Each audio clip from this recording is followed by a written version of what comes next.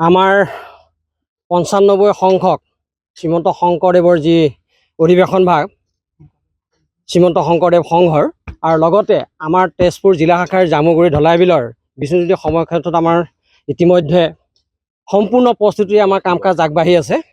আৰু আমাৰ এই শ্ৰীমন্ত শংকৰদেৱ সংঘৰ মূল যি আকৰ্ষণ গুৰুজনাৰ যি আদৰ্শ হয়নে, এই নামঘৰ ভাগ ইতিমধ্যে আমাৰ নামঘৰ ভাগ আপোনালোকে দেখিছে প্ৰায় সম্পূৰ্ণ হৈ গৈছে।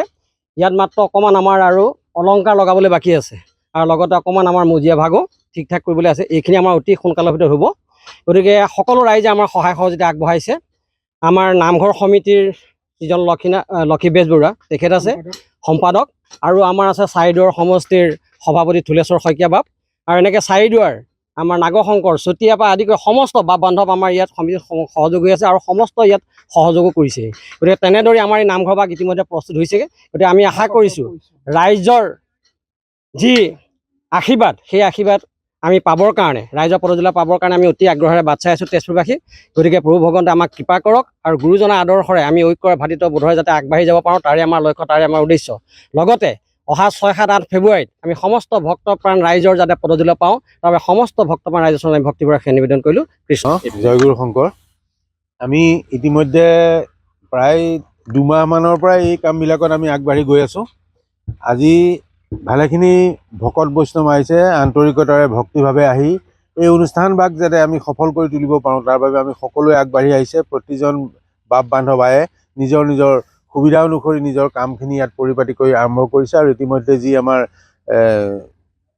যিটো আমাৰ ছিষ্টেমত বস্তুবিলাক বনোৱা হৈছে, যিখন নক্সা আকৃতি কৰি দিছে, সেই নক্সামতে বিভিন্ন শিতানত মানুহবিলাকে কাম বন কৰি আহিছে।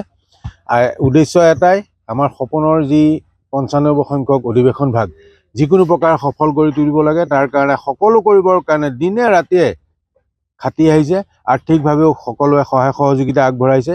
তাৰ বাবে আমাৰ সংগ্ৰহৰ কাৰণেও, আৰ্থিক সংগ্ৰহৰ কাৰণেও আমাৰ ভকত বৈষ্ণৱ যাক দায়িত্ব দিয়া হৈছে, তেওঁলোক গৈ আছে। অসমৰ প্ৰতিগৰাকী বাপ বান্ধৱ, আই মাতৃ আৰু গুৰুৰ যি আধ্যাত্মিকতাৰ প্ৰতি যাৰ বিশ্বাস আছে, আস্থা আছে, তেখেতসকল আহি আমাৰ ইয়াত গুৰুজনাৰ যি আদৰ্শ আমি আগবঢ়াই লৈ যাম, তাৰ বাবে আমি সকলোকে সহায় সহযোগিতা আমি পুনৰ কামনা কৰিছোঁ। আপোনালোকলৈ পুনৰ ধন্যবাদ জ্ঞাপন কৰিছোঁ। কৃষ্ণ।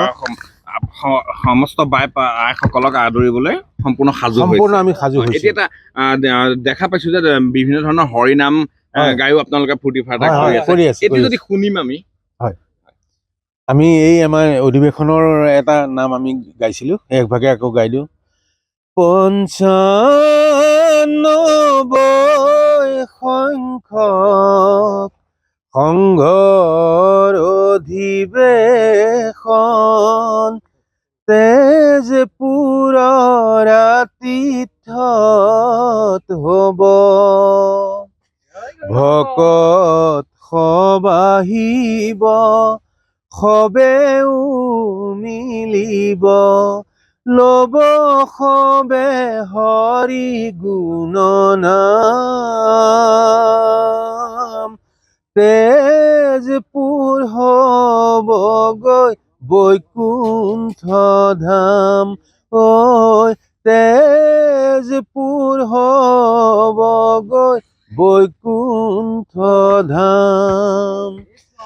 শ্ৰীমন্ত শংকৰদেৱ সংঘ